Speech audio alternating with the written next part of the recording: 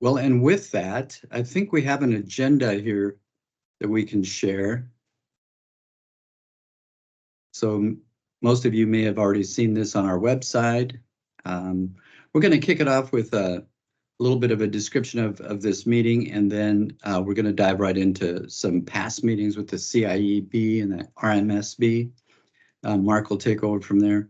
But I just wanted to make sure everybody knew what we're here to accomplish. This is outreach to the stakeholders that have interest in Oregon's energy code development.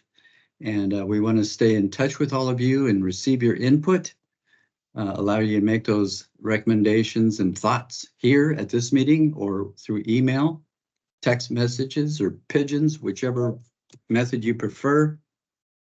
So let's get started. This is going to be a great meeting. Got a lot of good things to talk about. Are you ready, Mark? Yes, I am. Thanks. All right, I'll kick it over the first sound slide. Coming through okay? Yes, it is. Okay, thank you.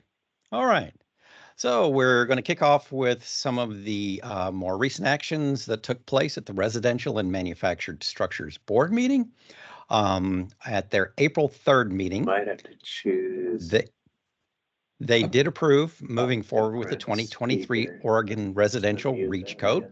Want to sort of give a background on what was put forward in the end was to have a more focused on code on aligning with incentives, looking to simplify a little more, and of course, looking at long-term performance toward moving toward the excuse me here, something went off alarm here. Want to make sure that we're looking forward to meeting the Executive Orders 2004 and new House Bill 3409. So one of the moves, the baseline for the REACH code is the Energy Star version 3.2 National, revision 13, which is going to be the new version for anyone seeking Energy Star for homes sold after January 1st of 2025. A sort of second step up from that is to use the Zero Energy Ready Home version 2, which became the standard in January 1st of this year.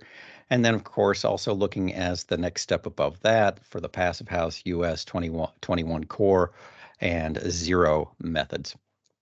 The rulemaking notices should be coming out shortly.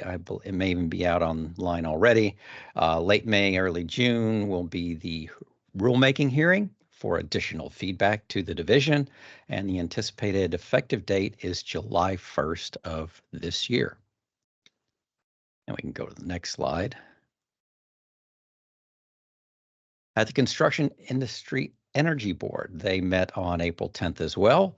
One thing that went through was to review with them as well, statewide interpretation 2302 about condensate drainage from heat pump water heaters. A little more feedback on that is that there were some reports of some units in colder climates, probably located indoors where their condensate drain had frozen. And so knowing that this would come up and looking at what may or may not be considered a freezing location, we wanted to make sure there was a statewide interpretation out there and to clarify that due to the installation instructions, having a heat pump water heater in a garage is not putting it in a location that's subject to freezing under normal conditions, because it's something we've seen in the past to make sure that there's some clarity on when condensate drainage per the manufacturer's installation instructions would need, when and where it would need freeze protection. They also approved statewide alternate method 2401. This was done at both boards. It would allow the use of the 2021 International Energy Conservation Code, the residential provisions, as an alternate to Chapter 11 of the residential code. So if there are some builders or some coming in from out of state who are more familiar with the IECC than our state-specific Chapter 11, and this allows for the use of the model code as an alternate method. During the meeting as well, there was a review of sort of the Northwest Power Plan and Conservation Council, sort of their power plan and how that's going to be developed. There was some interest from our board. They wanted to find out a little bit more about, so what's the future of the grid as we're seeing more electrification happening, and wanted to get a little more feedback. And it was a very good presentation and lots of good questions answered there. So that was the April 10th meeting. Future meetings will get into the commercial reach code. So that was announced that, that is coming up on how they will review that. So next slide. On the reach code, so the 2023 ORRC, as we noted, would be looking at Energy Star version 3.2, which comes out on a weighted average, probably somewhere around 15% better than the current ORSC Chapter 11, and would be somewhere close to approximately, equivalent performance to about the halfway point of what we're going to need to reach to meet the targets set under House Bill 3409 for our 2029 Oregon Residential Specialty Code. The ZERH, Zero Energy Ready Home version 2, takes things a little bit of a step further and goes to, weighted somewhere around 20% better than the current code. And of course, Passive House is much higher and better. And so any of these methods here, the Passive House method pretty much requires you to get Energy Star certification, and ZERH pretty well requires you to get the meet Energy Star requirements. So any of these will be eligible for between $2,500 and $5,000 in federal credits to the builder, as well as for people in the IOU territories under Energy Trust of Oregon will probably have another amount of incentives that they can go for that. The 2024 Commercial Reach Code process is anticipated to be kicked off at the next Construction Industry Energy Board meeting. We'll be looking at whether there's a performance path or a prescriptive path, and again, trying this time to see if we can get things aligned with a set of incentives so that people can be encouraged to use, quote, the reach code and be able to measure the actual uptake in the use of the reach code and see how that can hopefully incentivize market transformation to bring new building construction methods into the marketplace and make them more commonplace, to make that easier to adopt into the next commercial energy code. Next slide. And just wanted to pop up sort of the prescriptive requirements for the version 3.2 national program. It's different from our current prescriptive path in the 2023 ORSC. The prescriptive slab edge for a slab on grade home is a deeper, less insulation, but deeper. The walls would be R20 with R5 continuous insulation. Same for walls above grade. So that's a significant jump, although these can all be traded off. The windows, same as our current code. Doors need to be slightly better than current residential code. Ceilings would go from a R49 to an R60. Has a minimum testing requirement to get down to 3ACH 50, which is becoming a lot more common in the state of achieving that level. And of course, lighting, 100% LED lighting. The efficiency of the furnace and cooling for gas are pretty much in line with what our current additional measures are. And then as well, you're looking at the heat pumps. Well, that's our current requirements are actually ahead of this for if you're doing an additional measure. If you're a gas water heater, it would need to be a high efficiency for probably an instantaneous unit condensing style, and a minimum UEF of 2.2 if you're using a heat pump water heater. So to the next slide, we can just look at the Zero Energy Ready Home. A lot of the pieces are similar with some items like the water heaters and the heat pump efficiencies are a little, and air sealing are at a higher level than the zero energy ready home. So those are some steps up from the previous slide. And then we can look at the passive house on the, I believe that's on the next slide. We did modify the board wanted, and it's really, shall we, editorial. We're simplifying the language so that each of the three paths are pretty clear, that it would be either be the zero energy, excuse me, the passive house current program, and then of course, as you note, see here, to achieve the passive house compliance path, you need to have the Energy Star and the ZERH met. So that would be under the new program. And of course, the ZERH has the Indoor Air Plus required as part of it as well. So these will be really good quality homes for those seeking to do the passive house path. Next slide. I think this one's me, Mark. Oh, okay. Thanks, Roger. Absolutely. Well, before we go into this, are there any questions for Mark and any of the discussion that he just provided?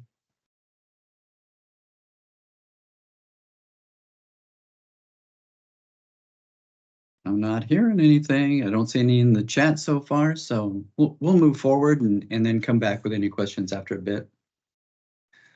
So as Mark alluded to or briefly described, the federal tax credits are here in front of you for Energy Star and for ZER.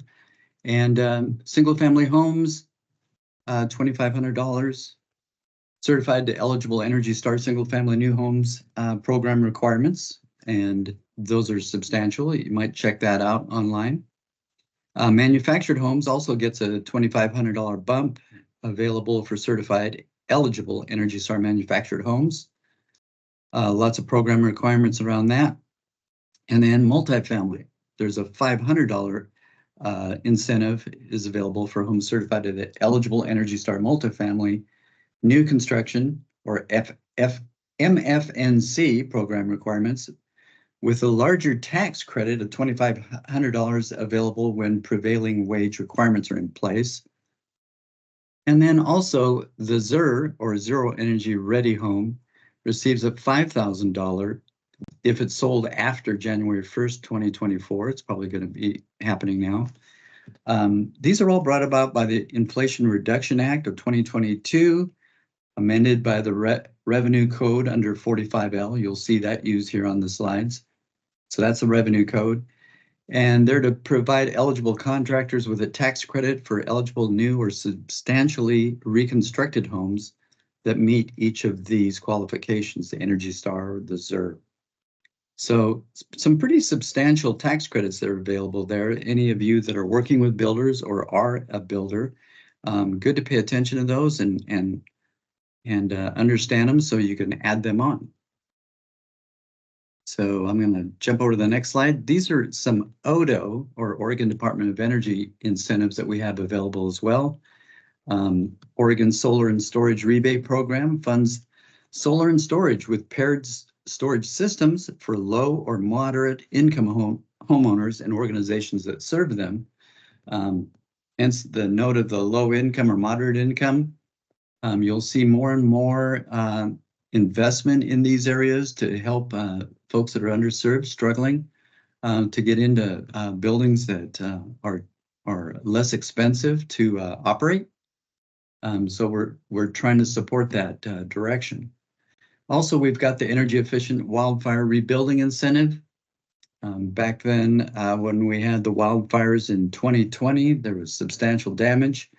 It funds $3,000 to rebuild a home that was affected by the fire up to code, and then $5,000 for above code. And there's also more for low income and manufactured homes and multifamily units. We also have the heat pump incentive program.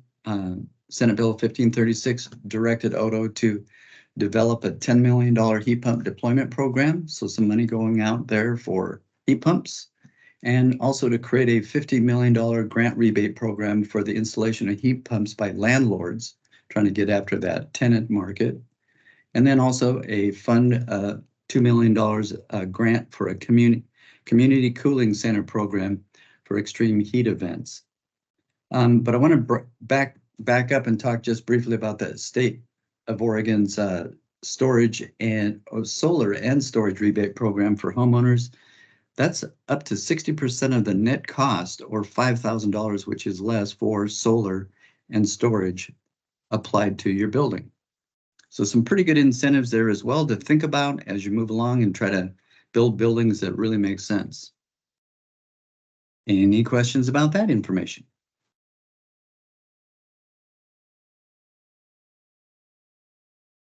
Let's see, Kevin, you asked for the 2024 ORC, do you have a commercial incentive program in mind? Not from Odo at this point in time. I think Scott may touch on that with Energy Trust incentives. So I think that's where we're going next. Hold on just a second, advance the slides. Yeah, introduce you to Scott Leonard from the Energy Trust of Oregon. Take it away, Scott. Thanks, Roger. Hi, everyone. I'm Scott Leonard. I'm the program manager at Energy Trust of Oregon. I oversee the EPS new construction program. That's our residential new construction program. I think just to address the question there are incentives for builders building to commercial code or commercial new construction. That's not what I'm talking about today. But if there's a specific question about how those work, I'd be happy to answer those. Just send me a message here in Teams, or I can give you my email. So Energy Trust is an independent nonprofit. We serve investor-owned utilities. That's PGE, Pacific Corp, Northwest Natural Gas, Cascade Natural Gas, and Avista. And so we have incentives and support for developers, builders, subcontractors, excuse me, working in those territories. I'm going to talk a little bit about our 2025 program. And so the way that we set up our programs is we set our baseline on the code. So the 2023 Oregon Residential Specialty Code, that went into effect. So we have a bit of a delay. And the reason for that is the builder will pull a permit, and we want to make sure that all of the previous codes permits are built before we implement the new program. So starting January 2025, the new baseline or the 2023 code would be in effect. Once we have that baseline, we set our incentive options or pathways or tiers, whatever you want to call those. Those are in development right now. We'll probably have those done in the next 2 months and start sharing those out. Typically, we just start by sharing those out with the verifiers. Verifiers are those consultants, inspectors, working with builders to verify that their projects meet Energy Trust specifications and requirements. So as soon as those are available, we'll put those out. A recommendation, just because of the way the code has changed and the way that we address ducts inside, we're seeing that a ducts inside strategy being the thing that builders need to start considering in order to qualify. So looking at bringing your ducts and your HVAC within the conditioned space or deeply buried in the attic. Those are kind of the requirements in code. And so reach out to Energy Trust if you're a builder. Talk about how you can qualify for those incentives.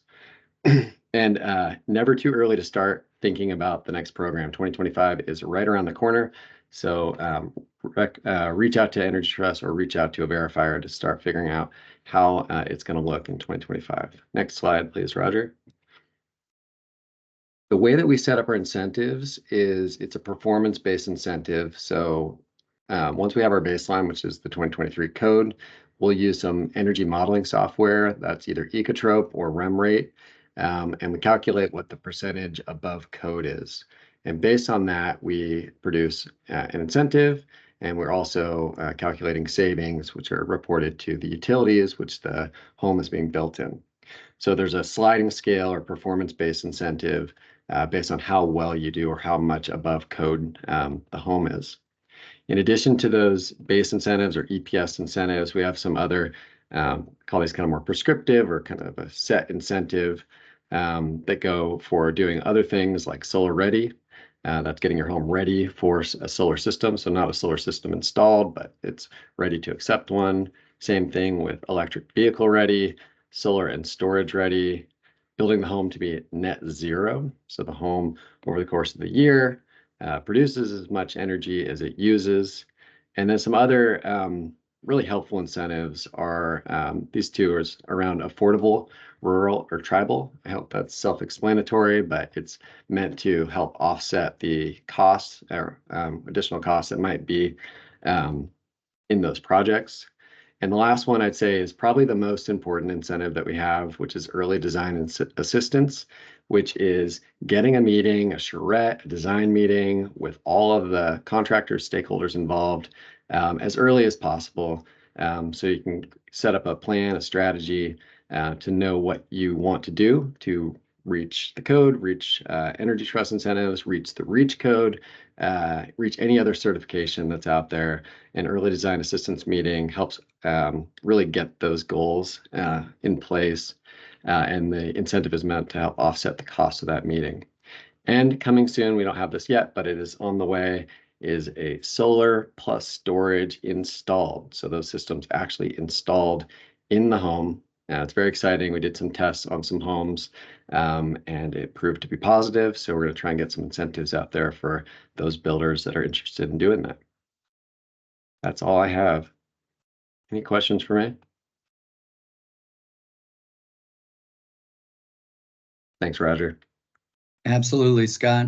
Hey, we got a couple of questions here. One from John Karasaki. Has Odo shared if when the Oregon Rental Homes heat pump program will be refunded? Yeah, those are in the works right now. So soon to post that information. And also, what is the proposed efficiency requirements for dual fuel systems? Maybe that's a Mark question. Yeah, if the commenter could, I guess, clarify, are you looking for what it would be in the actual residential code, or Oregon residential code, for people selecting, say, to do a dual fuel system for their additional measures, or are we talking about a minimum in code, or I guess a little more clarity on the question, I guess, if wouldn't be more than happy to help on that. A minimum in code is my question. So minimum in code, the bare minimum in code will be set by federal standards. So it would be the minimum efficiency for the furnace in a dual fuel system would still be an 80% furnace. And then the heat pump itself, I think it's what, I'm trying to remember the HSPF 2 now, but I think it's something like 8.2. But whatever is in the federal standards for all manufacturers. So the minimum code will be set by federal regulations and wouldn't differ from the minimum, whether we're strictly a furnace with an air conditioner or a air conditioner or a heat pump and a furnace. Those minimums would never change. So okay, and then how about the to meet the REACH code? If you're wanting to use that as one of your measures, would it be what you presented earlier? So you could probably still do dual fuel. You would just pick one of the paths. So you're either doing a high efficiency furnace or a high efficiency heat pump. I would assume it would probably be, if doing a combo, you would sort of pick one path or the other, meeting one of the minimums. We haven't set up anything in any of the Oregon codes for credit to go dual fuel. So to say have a lower minimum furnace efficiency if you're going dual fuel, we don't have anything in there currently. We'd just either pick on the heat pump path or the furnace efficiency path currently, but that would be something for consideration for future. Okay, thank you. Thanks, Lisa. Let's move ahead. And we've got Mark here to talk about ComCheck. Yeah, since the slides were presented, we weren't sure whether or not the new ComCheck web would be available for 90.122 yet, but it is now available and able to be used for submissions. The folks at BCD, we've done a lot of feedback during the draft, beta test methods, and found a few quirks that have been worked out to make it a little easier to use. Probably still a few things we're hoping will come through at some point. But CommCheck Web is now available. Of course, the quote current CommCheck Web, which you'll see in this presentation, the start CommCheck Web, not the new CommCheck Web, is what's used for any project using 90.1 2019 and the 2021 Oregon Energy Efficiency Specialty Code. Coming for the 2023 OSSC and use of ASHRAE 90.1 2022, you'll have to use the quote try the new CommCheck Web. Not much difference in the inputs. I will say right now it's a little quirkier on finding the city you're going to use. It doesn't search by state and then give you a breakdown. You have to look by city. You should probably, if you're for folks doing commercial, you probably need to take a look at it and get used to the work on that. Another warning I have for everyone, you have to sign up differently for the new CommCheck Web. It does have some features in it, other things to break out for everyone. You can set it up so you can share the files online. So in other words, if you have an architect, a mechanical engineer, a different lighting designer, you can share the inputs so that you can work on the same file without having to send the CommCheck Web file to other people. It's shared online. They're working on training for this. It will be released at the National Energy Codes Conference. They will have a training program, sort of updates on what's in the new version. They post this. We will try and make sure we have a link at the BCD website for this when it does become available. It's not found in the normal things where you're expecting to find training files at the energycodes.gov website, but we'll try and make sure we have some links and maybe even have it available to access a little earlier. It will be a PDF of the PowerPoint presentation, so you won't get all of the audio that goes with the training presentation, but it will help you. It suggests that everyone start familiarizing themselves with the new website. It is available. It's no longer beta version. It's out there for real world use. And if there are any questions, be happy to answer any. Thanks. Any questions for Mark about CommCheck?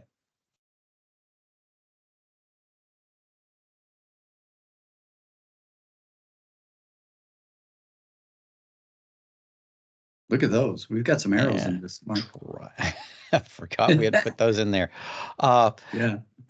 Yeah, and the next one is really to do sort of an overview of let everybody know about the BCD website.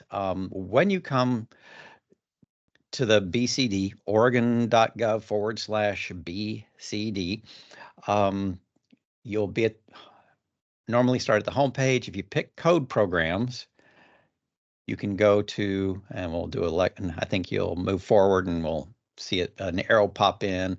If you pick energy efficiency from the code programs page, you will get to the master energy code programs page. And if you want to get to residential, you'll pick the residential energy code page. We'll wait here for a second. I want to go over a couple other things about the main website and some other tools that are available. One thing is that in addition to these links, just wanted to point out something we're trying to let people know about statewide, since you had mentioned the incentives for folks at for wildfire recovery. What you've heard a bit about the wildland urban interface maps and what's happening. It's not available yet, but there is a master place you can go to now that Oregon State University and the folks at the State Energy or the structural engineers of Oregon have put together. It's a great website called the Oregon Design Criteria Hub. And you can put in a property location and you can get the seismic information, the snow load information, and the wind information for designers out there. And maybe at some point we might get solar information tied in to then maybe have a link to the PV Watts program or something in there. But that will have wildland urban interface information at some point soon. It's not in the project in this website yet, but it's going to be sort of a one-stop shop for builders to find out all sorts of information about your construction site. So I just wanted to give a plug for that before we move forward. All right. So when you get to the residential page, we just wanted to point out a few more. We've got steps here, so hit it again, Roger. There we go. On the BCD website, and we'll go one more time here. We have a lot of new information, a link that's straight to just the Chapter 11. So you'll be able to find that and get a PDF of the energy code for residential Chapter 11 without having to go to the full ICC hosted website. You can get a lot of new information we've added, and we can hit this again. I think a couple more hours are going to pop up here. A link to the incentive programs, the code update and training and adoption resources that are available. Once upon a time, whenever there was a brand new code that came out, we would do a tour of the state. Division staff would go around and give what is required training for all building officials. So whenever there's a new code, the building officials are required to take code update training. Well, now we have a link to its electronic versions. We have nice video of the training so that the previous meetings were limited to building officials only. Now anyone can see what we're training the building officials on, including specific training course for Chapter 11 of the residential code. So you can, through that link there, you can go to code training. And then we have a lot of new compliance tools, updates on those. We have updated the thermal performance calculator for Measure 6 has been updated. We've got new construction types in there to really expand the list for different framing types. We have also updated the basic envelope trade-off calculator. So if if your overall window package isn't meeting code and you need to make up for it somewhere else, we've updated the envelope trade-off calculator, which is really section N1101.4.1. The spreadsheet is easy to use. We're going to have a nice training available on that as well. I think we've got one more hour to show, Roger. I need to. And also, yes, updated technical bulletins. We have updated the bulletin on the insulation and installation of ducts and equipment, a new version to really help clarify when you have ducts inside the envelope and when they're outside the envelope, and under the three alternate methods for either in a vented attic, when the ducts are outside, how to deeply bury them, when they're in a vented crawl space and what you have to do for them. And then for in an unvented crawl space, but when the unvented crawl space is outside the thermal envelope. So if you happen to do an unvented crawl space and you want to put the insulation at the floor line, there's another method for that. We also have the technical bulletins on slab on grade insulation and guidance for balanced whole house ventilation systems. And we will have one on sealing of the home. So that one is coming up. We're still working on getting a new technical bulletin to show, if you're not doing a blower door test, here are the things that the building official should be looking at and you should be aware of if you're a contractor. I believe that's it. We can go to the next slide. We may have one more arrow that pops in. Oh, that's a lot of information. Thanks, Mark. We'll go to the next one. So this is another presentation that we're doing for residential. Trying to wrap that up soon now that the 2023 ORSC is available. We're doing a plan intake and inspection presentation for our building officials and the intake staff for what to do for the residential code.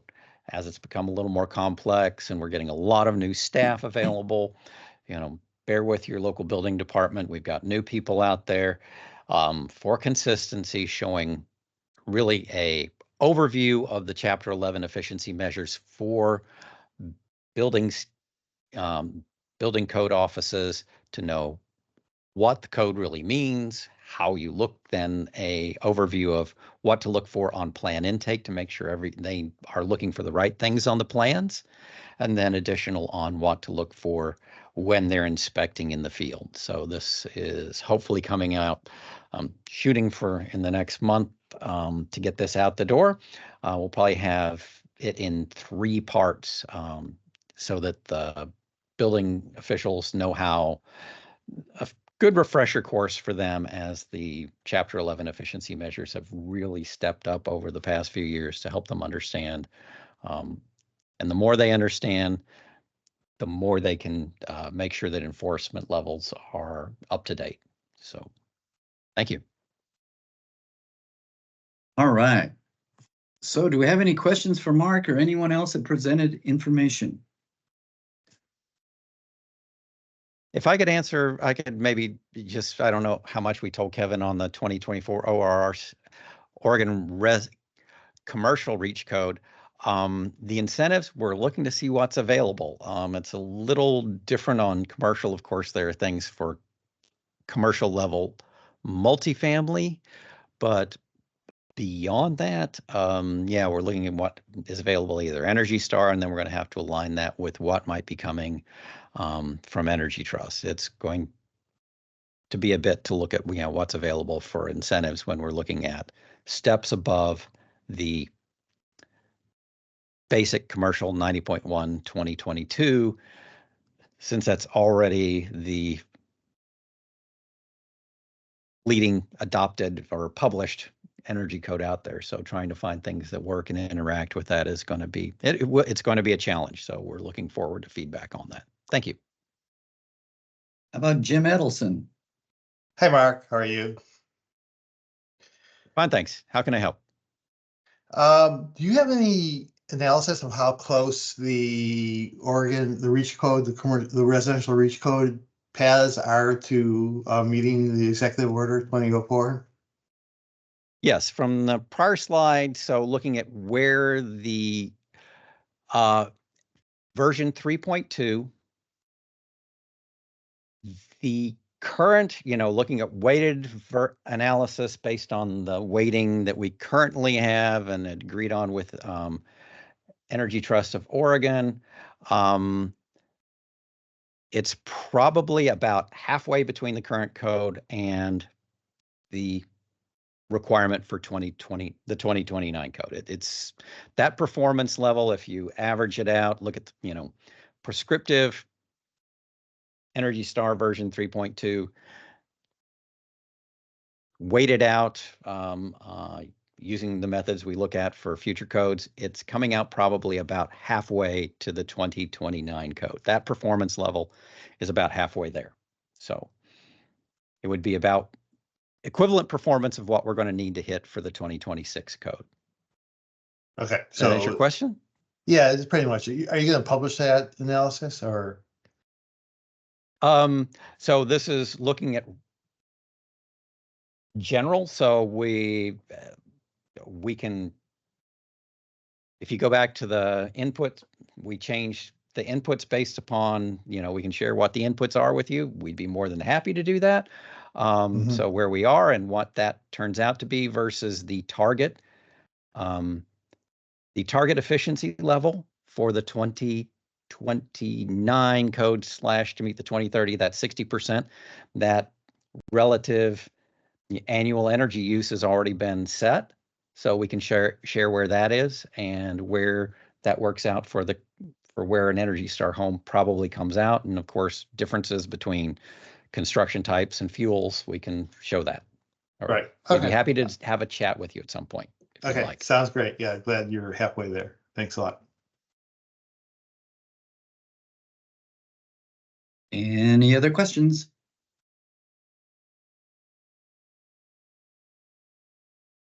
We ran through a lot of material in that piece of time. That was about 45 minutes and jam-packed with information.